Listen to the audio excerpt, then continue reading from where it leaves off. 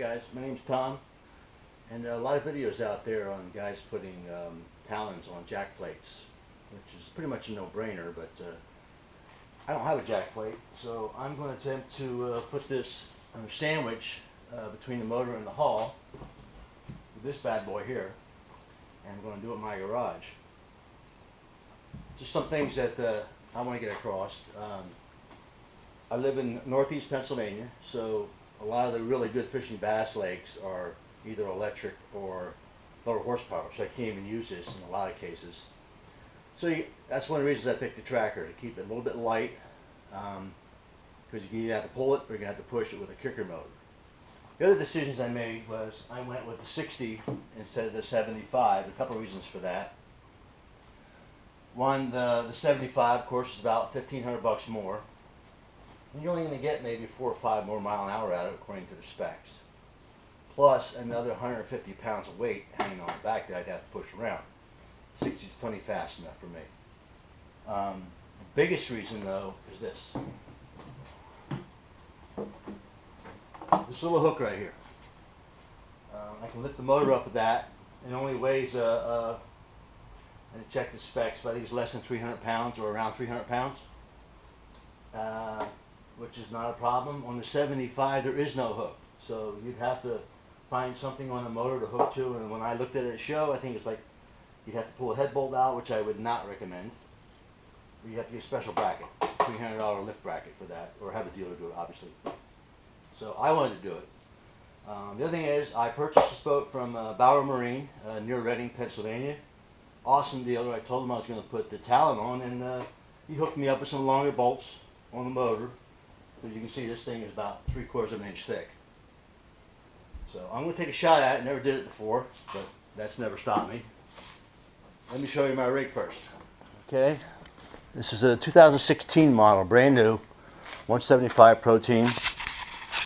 Got my Gen 3 up front. Got my other Gen 2, and I've got the Motor Guide XI5, which you normally do not see on a bass boat. It was a kind of tough decision for me. Still getting used to it. It's got some advantages and disadvantages, but I'm not here to talk about that right now. So let me get going here, and we'll see if I can pull this off. Hang on.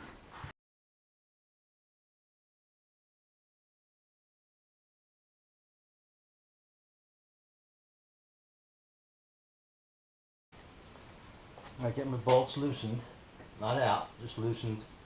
I backed them out a little bit, tapped them with a rubber mallet. Now I'm trying to break the engine away. I think it's caught on the silicone. It's off here, it's heavy here, so most of the weight is back this way. I might have to back the boat up a little bit to change the angle, but let's see here. Actually, I didn't move the boat, I just took pressure off and the whole thing came loose.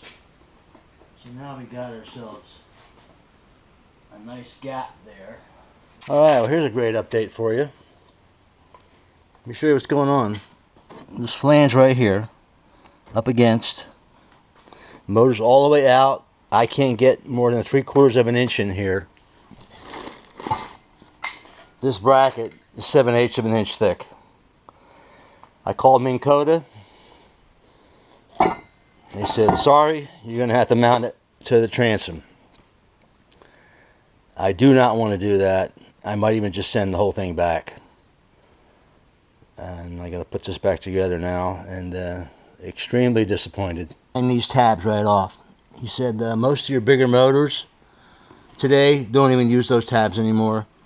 And like I say, when this is screwed up, there's like a 3/4 of an inch space in there. It's not even doing anything. Like, I guess in case all the bolts back out, which isn't going to happen.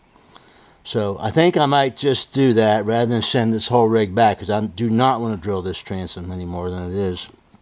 So what I'll do is I'll lift this up, I'll put a block under it, I'll get my cutter wheel and I'll cut this off, and then I'll just put some black paint on there and cross my fingers.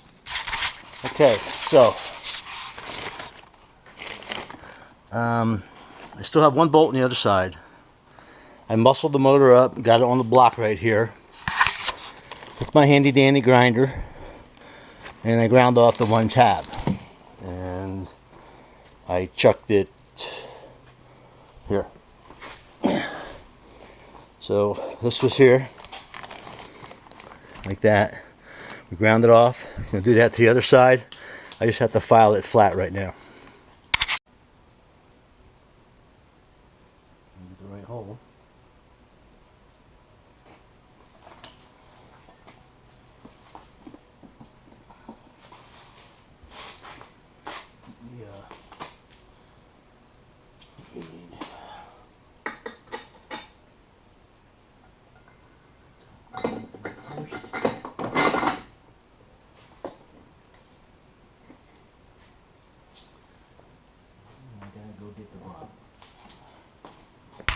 Alright, so I got my bracket on, leveled up. That one was leveled up. Fix that.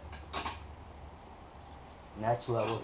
The idea is get that straight, get these straight, and then I'll slide the Talon in. Need to be 4 inches from the bottom, which I'll show you later. I got plenty of clearance, 6 inches away from the back, more than enough there. I wish it wasn't so outboard, but without moving this thing way the heck out here, that's where it's got to go. So let me get everything leveled here, and then I'll be sliding that puppy in, and I'll show you. Note on the wiring here, what I've done is I've ran my harness from the Talon, button it down here and along into my port. Now, one thing with this Talon is the last thing you want is to have it deploy while you're going 60 miles an hour down the highway. That would not be good. So we're going to put a switch in. What I did is I cut into the harness. This is the harness.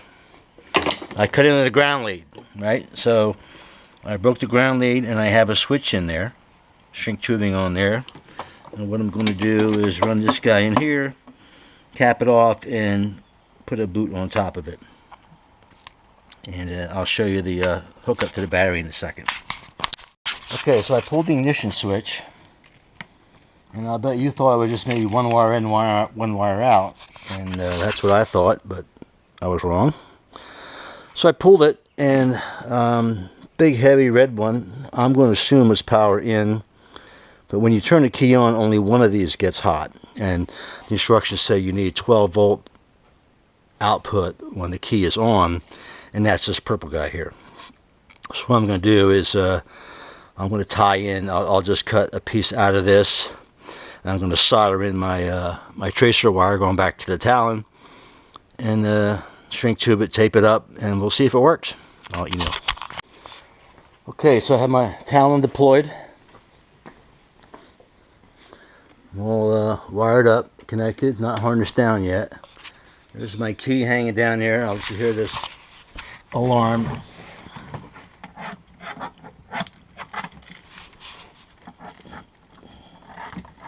I gotta put the camera down.